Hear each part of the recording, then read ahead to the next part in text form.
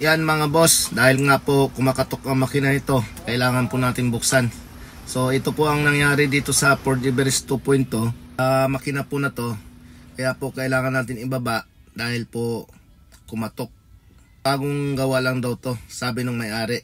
Bali tinap overhaul daw po. So mga isang buwan daw, mga isang buwan. So nakikita po natin mga boss, ang mga sealant po nito, yung pinaka-sealant bago pa. Dahil nga po bagong gawa lang.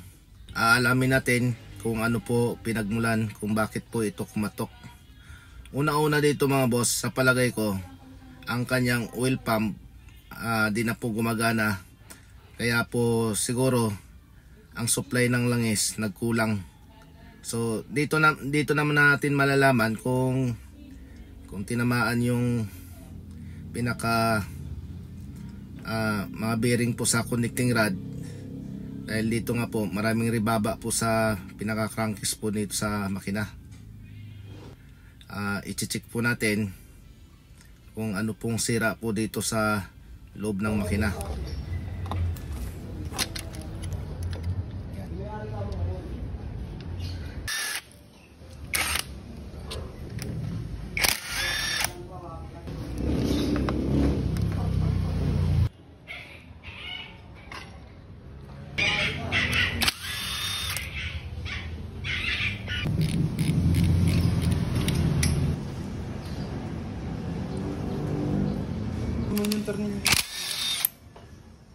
Jesus.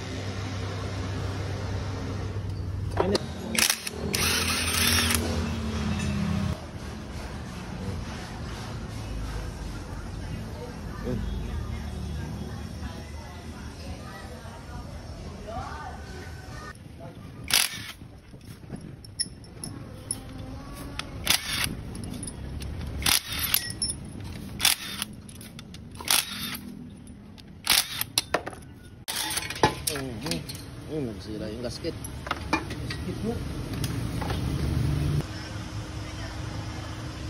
Ha? Yun. Wala nang bearing oh. Mamaya. Pinayod. Ito yung bearing lang, hindi mo ano. Ha? Eh, Sige.